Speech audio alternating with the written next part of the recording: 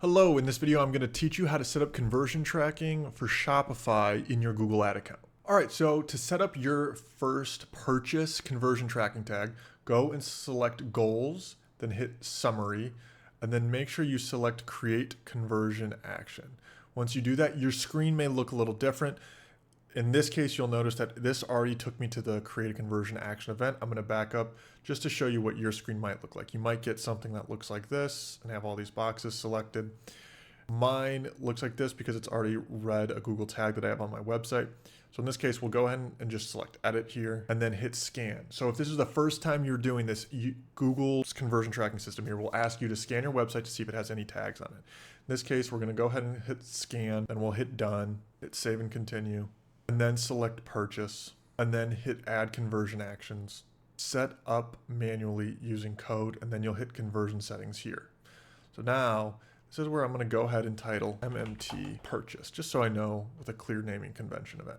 All right, huge thing. If there's one thing you take away from this video, please let it be this. Well, also setting it up correctly, but make this be the second thing. Make sure you only have one primary action event in your account.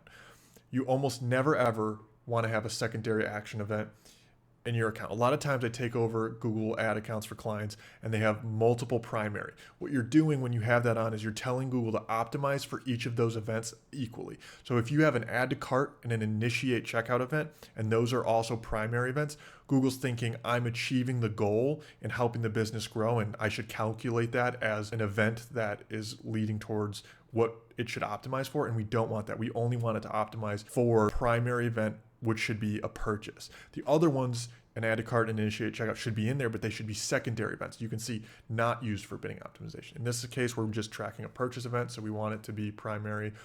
We want to use different values for each conversion, meaning it'll track if someone purchases something for $20, another person purchases something for $60. So you don't want to set anything there.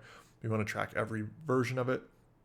We want to open up our conversion windows as wide as possible. Some people may disagree with this. I don't know why. My position on this is that we want to see if someone had a click today and then they purchased 30 days from now. I don't care. I still want to know that the touch point that they had.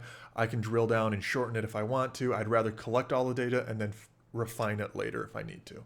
Attribution, make sure you use data driven. I don't think you can even use anything else anymore. You might be able to use some weird last click decay. They got rid of these. So I always want to use data driven, and then we'll go ahead and hit done. All right, go ahead and click save and continue. All right, now go ahead and select Google Tag Manager on the side. We're not going to be using it in this case, but what we are going to do is need these conversion IDs and this conversion label.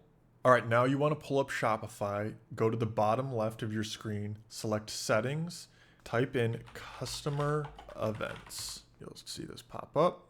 Go ahead and select add custom pixel and call this Google Ads Pixel New. I'm calling it that. You can call it whatever you want.